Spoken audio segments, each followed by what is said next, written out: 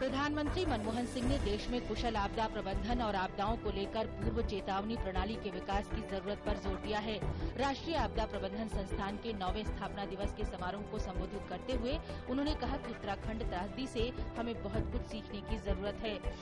Cabinet के पृथक तेलंगाना राज्य के गठन को मंजूरी दिए जाने के बाद आंध्र प्रदेश में विरोध प्रदर्शन का दौर जारी। सीमांध्र समर्थकों के विरोध प्रदर्शनों के मद्देनजर कल पूरे राज्य, खासकर तटीय आंध्र और रायलसीमा क्षेत्रों में हाई अलर्ट जारी कर दिया गया था।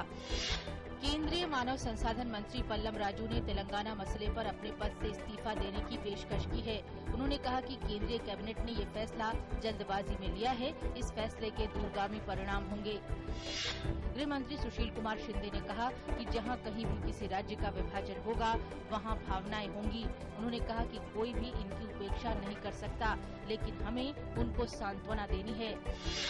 वाईएसआर पार्टी प्रमुख जगन मोहन रेड्डी ने कैबिनेट द्वारा पृथक तेलंगाना को मंजूरी देने के विरोध में 72 घंटे के राज्यव्यापी बंद का आह्वान किया है। उन्होंने कहा कि सभी 23 सांसदों को सीमांध्र क्षेत्र से तुरंत इस्तीफा दे देना चाहिए।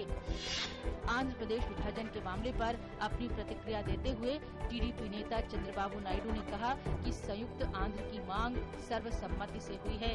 उन्होंने कहा कि तेलंगाना मुद्दे पर संयुक्त कार्य समिति और इसके दावेदारों के बीच बातचीत जरूरी है।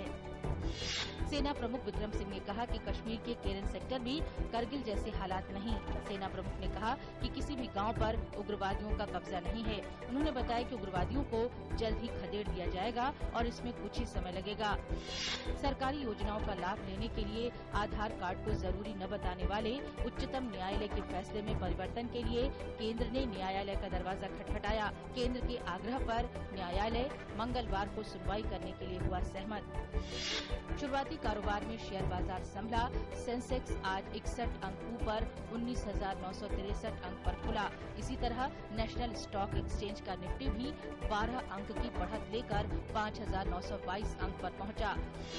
अंतर बैंक विदेशी मुद्रा बाजार में आज डॉलर के मुकाबले रुपया 20 पैसे नीचे 61.93 प्रति डॉलर पर खुला।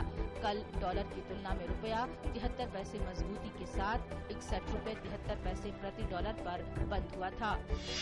बजट को लेकर डेमोक्रेट तथा रिपब्लिकन के बीच गतिरोध लगातार जारी है। लगातार 4 दिनों से अमेरिकी सरकार का कामकाज ठप चल रहा है।